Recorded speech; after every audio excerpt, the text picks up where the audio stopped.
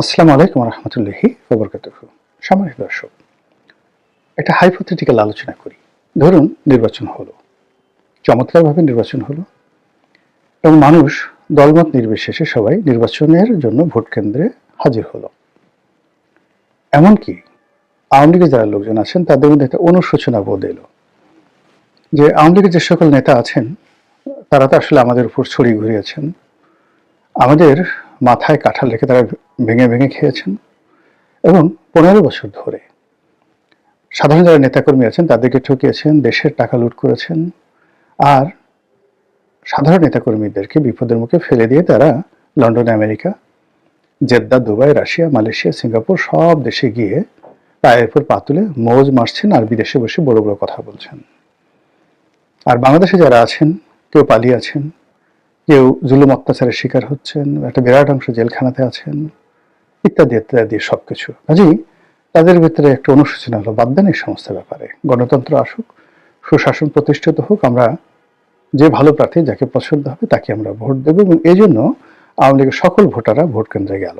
এরকম একটা হাইপোথেটিক্যাল চিন্তা আমরা করি, অনেকটা ডক্টর মোহাম্মদ ইউনূসের মতো। তো এরকম যে একটা অবস্থা হয়, তাহলে 13 কোটি ভোটার, মানে 13.5 কোটি ভোটার, সেই 13.5 কোটি ভোটারের মধ্যে যদি 80% ভোট কেন্দ্রে উপস্থিত হয়, কত হয়, কত ভোটার হয়? প্রচুর ভোটার উপস্থিত হবেন।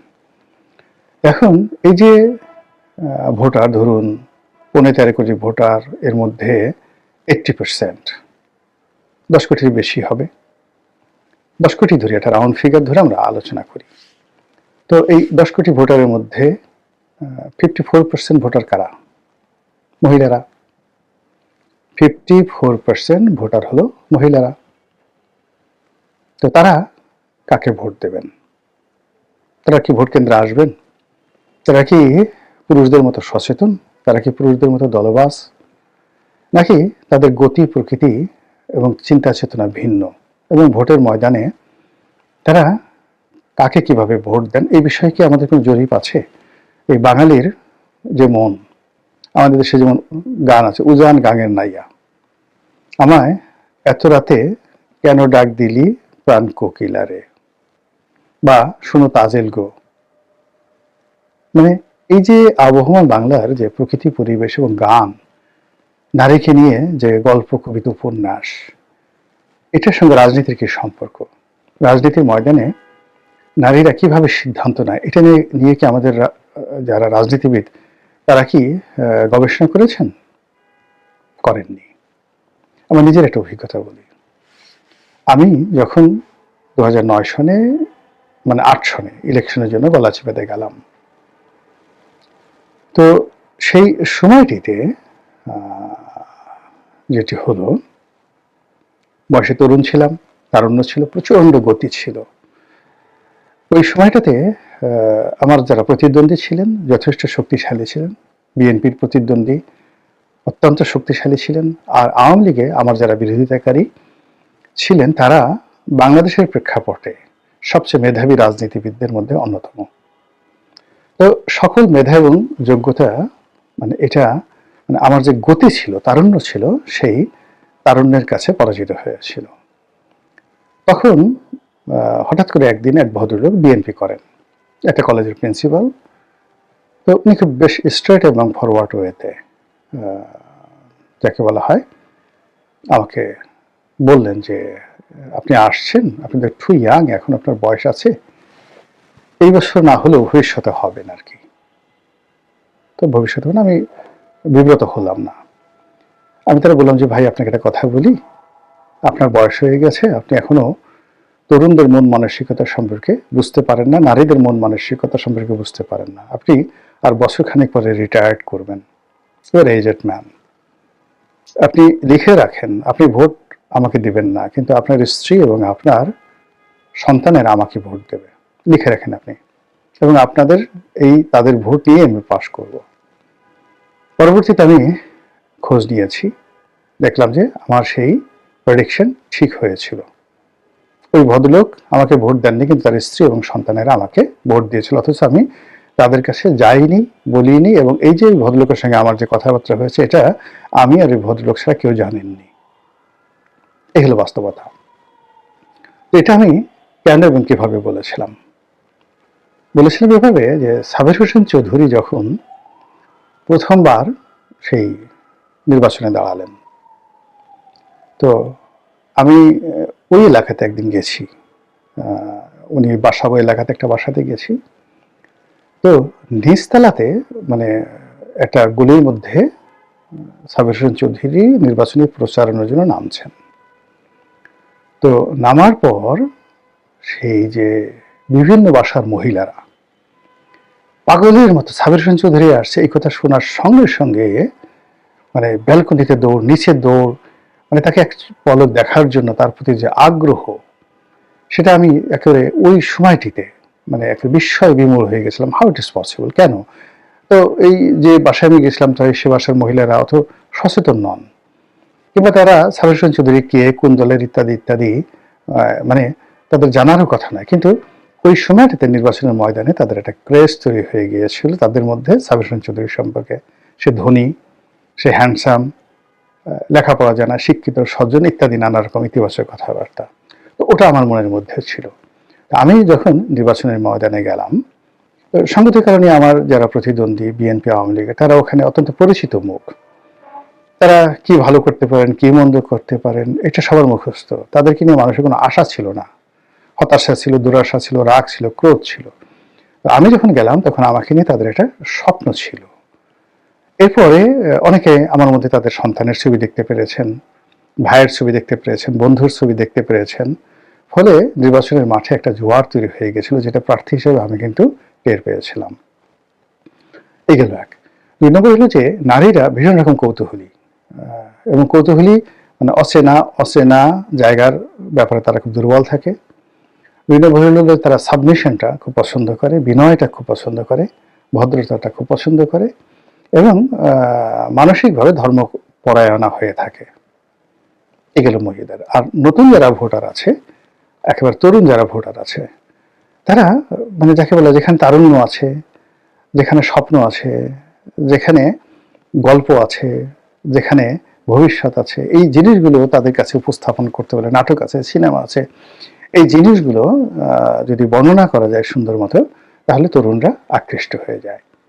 আমি ছোটকালে আমরা যখন সেই আমাদের তো পুরো পরিবারই আওয়ামী লীগ করতেন, তো আমাদের গ্রামে সেই 4-5 যারা পড়তো, আপনি চিন্তা করেন সেই বঙ্গবন্ধুর জামানাতে, আমার এখনো মনে আছে, তো বঙ্গবন্ধুর জামানাতে যখন জামায়াত ইসলামী নিষিদ্ধ, তখনও তাদের কার্যক্রম কোন পর্যায়ে ছিল যে একটি প্রাইমারি স্কুলে ক্লাস 4-এ পড়ে যে ছেলে, হাই স্কুলে ক্লাস 6-এ পড়ে যে ছেলে, তাদেরকে শিবিরে উদ্বুদ্ধ করার জন্য দলে দলে জামাতের লোক বিভিন্ন স্কুলে, প্রাইমারি স্কুল এবং মাধ্যমিক স্কুলে ঘুরে বেড়াতো। আমার নিজের চোখে দেখা। আমার এক চাচাতো ভাই আমার কাছে আসছে, আমার 1 বছরের ছোট, মাত্র 1 বছরের ছোট।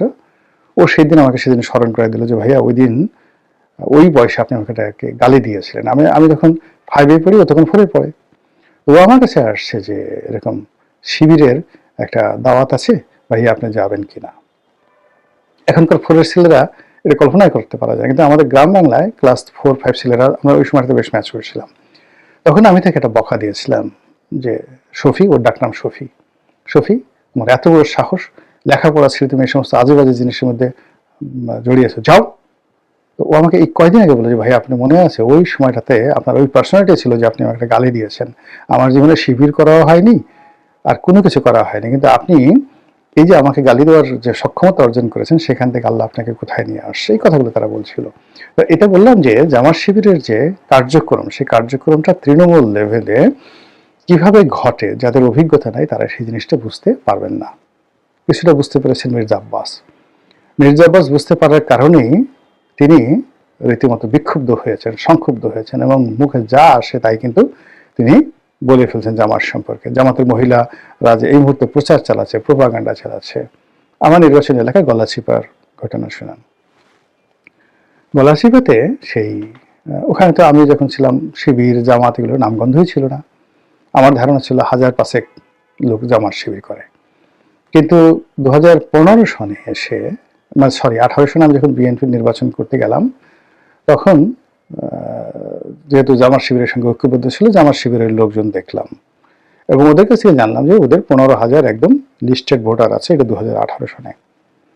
তো 2018 সনে যদি 2009 সনে ছিল 5,000 ভোট, আর 2018 সনে যদি 15,000 ভোট হয়ে থাকে, তাহলে এই সময়টাতে তাদের ভোট না হলে 30,000 হয়ে গেছে কম করে। এবং তারা এই 30,000 ভোট হলো তারা যেখানে বলবে সেখানে দিন দুপুরে সবার সময় তারা সিল মারবে।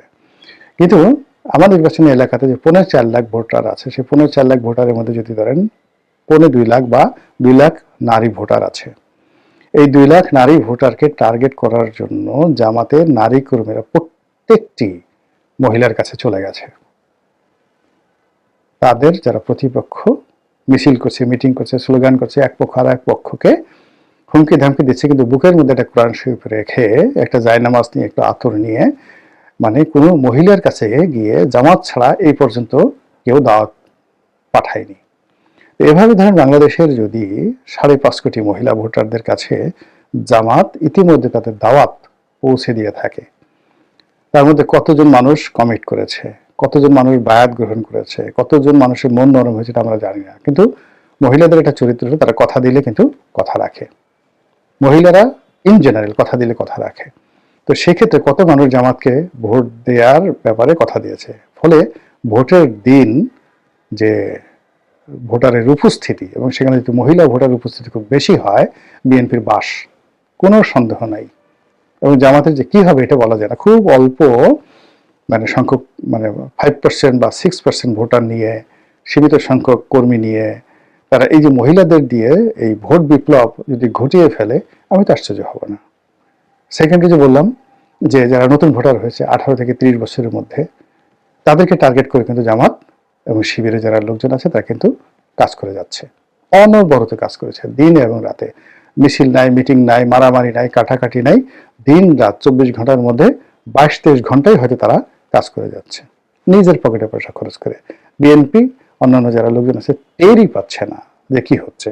এজেন্ট নাই, মিছিল নাই, মিটিং নাই, লোক নাই, দৃশ্যমান নাই, কিন্তু এই দুটো গ্রুপকে, অর্থাৎ নতুন ভোটার এবং মহিলাদেরকে টার্গেট করে জামাত যে চেষ্টা চালিয়ে যাচ্ছে, এবং তা যদি হাইপোথেটিক্যালি নির্বাচনের ময়দানে ভোটারের উপস্থিতি ঘটায়, সুন্দর একটি নির্বাচন হয়, নিরপেক্ষ নির্বাচন হয়, কোনো রকম গন্ডগোল না হয়, আর যদি মানে সবাই ভোট দিতে সুযোগ পায়, তাহলে এই যে বললাম মহিলা ভোটার এবং নতুন ভোটারদেরকে দিয়ে জামাত যদি একচেটিয়া ব্যাটিং করে এবং ছক্কা মারে, কি করবেন আপনি বলেন? আমাদের গ্রাম অঞ্চলে গালকে বলে টাউয়া। নিজের টাউয়া ধরে টানাটানি করা ছাড়া আপনার আর কিছুই থাকবে না। আসসালামু আলাইকুম রহমতুল্লাহি ওয়া বারাকাতুহু।